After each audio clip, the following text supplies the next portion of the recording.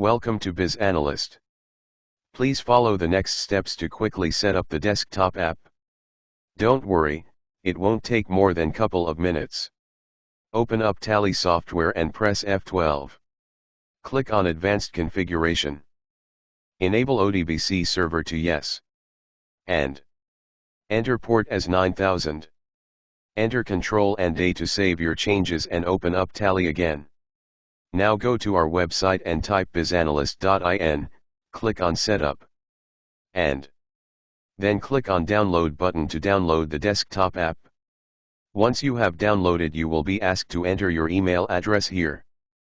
If you have already registered before, then enter your email address and password here and click on Sign In. If you are a new user, then enter your full name, email address, create your password, your phone number, and enter the 6-character partner code if you have come through one of our partners. Else, skip it and click on Sign Up. If your Tally status is running, it will skip through the step. Else, follow the steps to enable the ODBC and make sure you enter the same ODBC port number here.